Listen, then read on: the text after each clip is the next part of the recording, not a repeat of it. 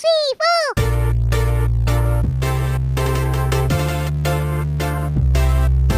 Halo semuanya, pada kesempatan ini kami kelompok 10 akan mempresentasikan hasil diskusi kelompok kami dengan materi tradisi sosio-kultural. Nah, sebelum masuk ke dalam materi, saya akan memperkenalkan anggota kelompok 10.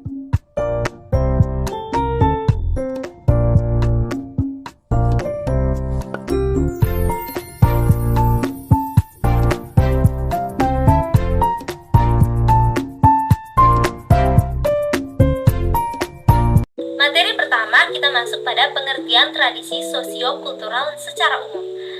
Teori belajar sosio-kultural merupakan teori belajar yang menekankan pada bagaimana seseorang belajar dengan bantuan orang lain dalam suatu zona keterbatasan dirinya, yaitu zona proksimal.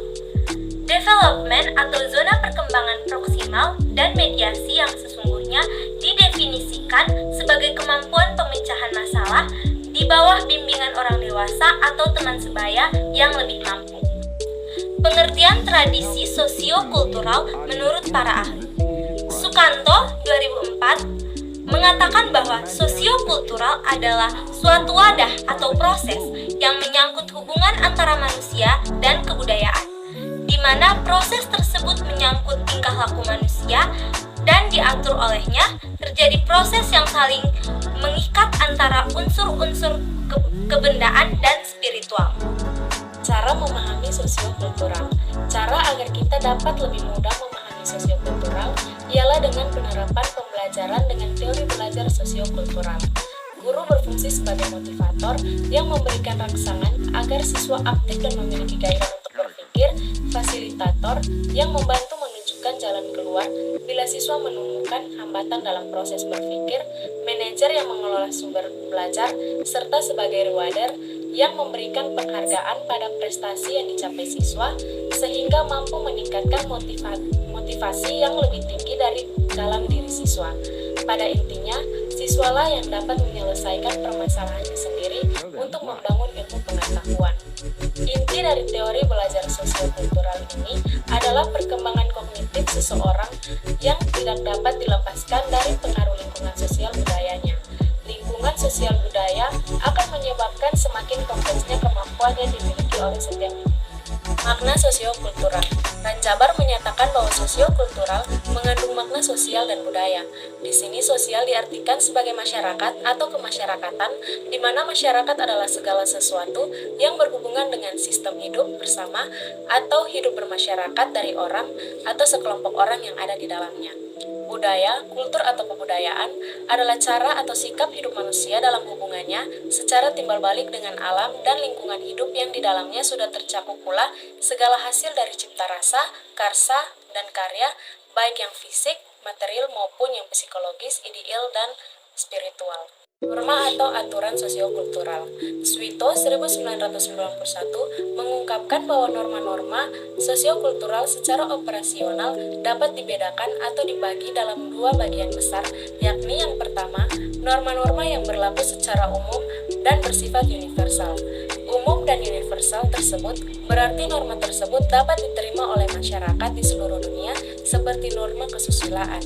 Yang kedua, norma-norma sosiokultural yang muncul pada saat berkomunikasi antar anggota masyarakat suatu penutur bahasa dengan menggunakan bahasa mereka dikenal istilah norma tutur. Yang berikut peran sosiokultural. Sosiokultural berangkat dari penyadaran tentang betapa pentingnya sebuah pendidikan yang melihat proses kebudayaan dan pendidikan yang tidak dapat atau tidak bisa dipisahkan. Nah, pendidikan dan kebudayaan memiliki keterkaitan yang sama dan sangat erat, di mana pendidikan dan kebudayaan berbicara pada tataran yang sama, yaitu nilai-nilai. Nah, jalan pikiran seorang dapat dimengerti dengan cara menelusuri asal-usul tindakan, sadarnya, dan interaksi sosial atau aktivitas dan bahasa yang digunakan, yang dilatari sejarah hidupnya. Peran sosiokultural adalah untuk meningkatkan interaksi sosial antar budaya berdasarkan kesadaran pendidikan yang baik dan mempertajam cara berpikir, cara menyelesaikan masalah, dan memperluas kemampuan supaya dapat membangun relasi yang baik dan kuat antara kultur. Peran sosiokultural juga dapat diterapkan dalam pemerintah, hubungan internasional, ekonomi, dan agama. Poin yang berikut, pengetahuan sosiokultural. Nah, yang pertama, sosiokultural merupakan gagasan, kebiasaan, keterampilan, seni, dan alat yang memberikan ciri pada sekelompok orang tertentu pada waktu tertentu. Sosiokultural adalah sebuah sistem dari pola-pola terpadu yang mengatur perilaku manusia. Nah, yang kedua, kompetensi sosiokultural merupakan pengetahuan, keterampilan, dan sikap atau perilaku terkait dengan pengalaman berinteraksi dengan masyarakat majemuk. Nah, yang ketiga, kompetensi sosiokultural menurut Peraturan Menteri Perdayagunaan Aparatus Negara Reformasi dan Birokrasi Permenpan RB nomor 38 tahun 2017 adalah pengetahuan, keterampilan, dan sikap atau perilaku yang dapat diamati, diukur, dan dikembangkan terkait dengan pengalaman berinteraksi dengan masyarakat majemuk dalam hal agama. Berikutnya, kepercayaan kolektif dalam sosiokultural. Masyarakat tersebut turkem sebagai sui generis. Dalam sekumpulan masyarakat terdapat keunikan atau ciri khas yang membedakan satu masyarakat dengan yang lainnya. Keunikan tersebut yang kemudian mempengaruhi dalam sistem sosial, ekonomi, dan pandangan tentang agama. Dalam kehidupan bermasyarakat terdapat unsur-unsur yang penting, yaitu unsur yang mengatur ikatan-ikatan antara anggota masyarakat.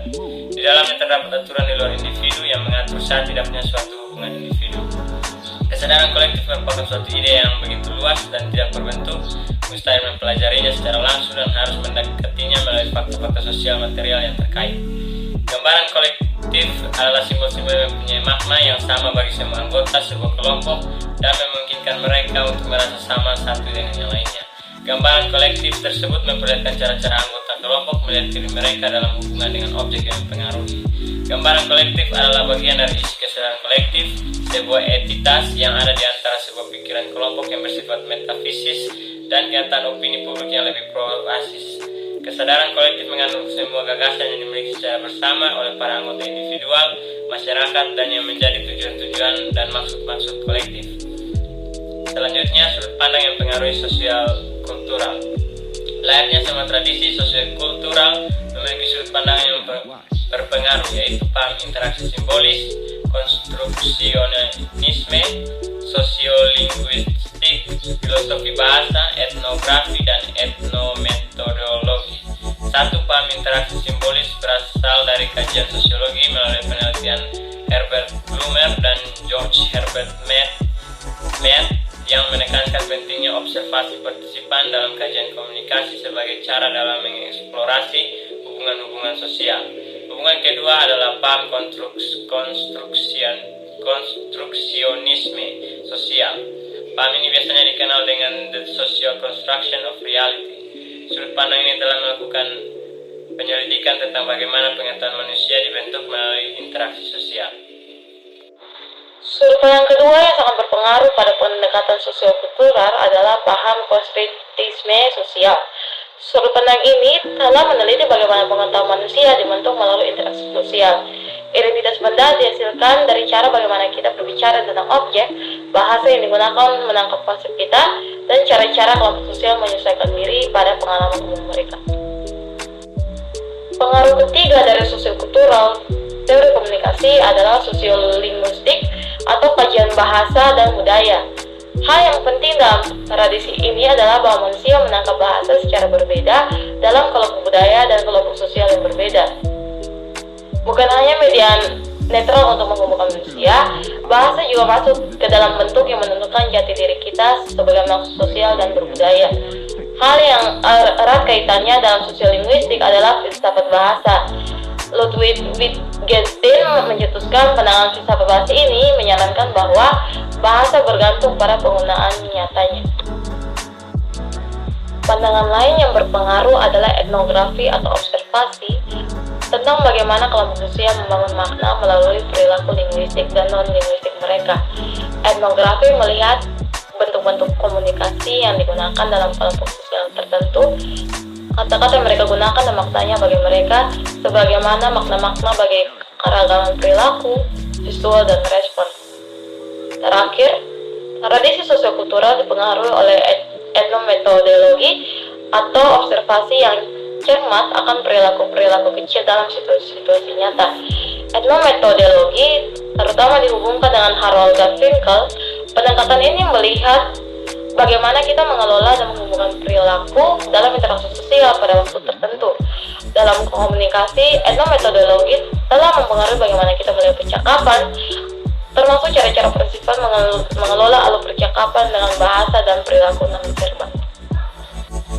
Yang berikut kita masuk ke dalam teori atau varian yang mempengaruhi perkembangan sosiokultural. Yang pertama adalah teori interaksi simbolis. Teori interaksi simbolis memiliki pengaruh yang sangat penting dalam tradisi sosiokultural karena teori ini berangkat dari ide bahwa struktur sosial dan makna diciptakan dan dipelihara dalam interaksi sosial. Yang kedua adalah teori konstruksi sosial yang berasal dari hasil penelitian Peter Berger dan Thomas Lakeman yang mencoba menyelidiki bagaimana pengetahuan manusia dibangun melalui interaksi sosial. Menurut teori ini, identitas satu objek merupakan hasil dari bagaimana kita membicarakan objek yang bersangkutan, bahasa yang digunakan untuk menuangkan konsep kita, dan cara bagaimana kelompok sosial memberikan perhatiannya kepada pengalaman mereka bersama. Dengan demikian, menurut teori ini, keadaan atau sifat dari dunia itu kurang penting dibandingkan dengan bahasa yang digunakan untuk menambahkan, mendiskusikan, dan mendekati dunia tersebut. Yang ketiga adalah teori sosial linguistik. Pengaruh ketiga dalam tradisi komunikasi sosial kultural adalah sosial linguistik atau studi mengenai bahasa dan budaya. Hal penting teori ini adalah bahwa manusia menggunakan bahasa secara berbeda-beda dalam kelompok sosial dan budaya yang berbeda. Dalam hal ini bahasa tidak semata-mata dipandang sebagai kendaraan untuk menghubungkan para individu, namun bahasa menentukan siapa kita sebagai makhluk sosial dan budaya. Poin berikutnya adalah penerapan teori sosial kultural dalam pendidikan. Yang pertama adalah pendidikan informal atau dalam keluarga. Pendidikan anak dimulai dari lingkungan keluarga, di mana anak pertama kali melihat, memahami, mendapatkan pengetahuan, sikap dari lingkungan keluarganya. Oleh karena itu, perkembangan perilaku masing-masing anak akan berbeda manakala berasal dari keluarga yang berbeda pula. Karena faktor yang mempengaruhi perkembangan anak dalam keluarga beragam, misalnya tingkat pendidikan orang tua, faktor ekonomi keluarga, keharmonisan dalam keluarga, dan sebagainya. Kedua adalah pendidikan non-formal. Pendidikan non-formal yang berbasis budaya banyak bermunculan untuk pendidikan. Yang ketiga adalah pendidikan formal, aplikasi teori sosiokultural. Pada pendidikan formal dapat dilihat dari beberapa segi, di antara lain yang pertama adalah kurikulum. Khususnya untuk pendidikan di Indonesia, pemberlakuan kurikulum pendidikan sesuai peraturan Menteri nomor 24 tahun 2006 tentang pelaksanaan KTSP, peraturan Menteri nomor 23 tahun 2006 tentang standar kompetensi, dan peraturan Menteri nomor 22 tahun 2006 tentang standar kompetensi dan kompetensi dasar. Jelas bahwa pendidikan di Indonesia memberikan pengetahuan, keterampilan, nilai, dan sikap kepada anak untuk mempelajari sosiokultural. Masyarakat Indonesia maupun masyarakat internasional melalui beberapa mata pembelajaran yang ditetapkan, diantaranya pendidikan kewarganegaraan, pengetahuan sosial, mutuan lokal, kesenian, dan olahraga. Yang berikutnya, yang kedua adalah B. Yang poin berikutnya B, siswa. Dalam pembelajaran KTSP, anak mengalami pembelajaran secara langsung maupun melalui rekaman.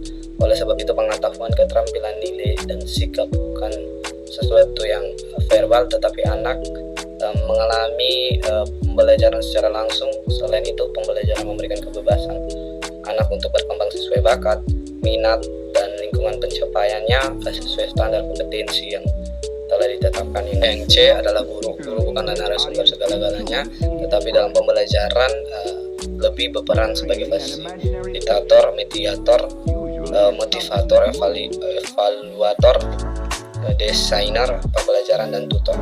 Masih banyak peran yang lain karenanya dalam pembelajaran ini peran aktif siswa sangat kita harapkan. Sekian presentasi dari kelompok kami. Jika teman-teman mempunyai pertanyaan, saran, dan kritik, silakan tulis di kolom komentar di bawah ini.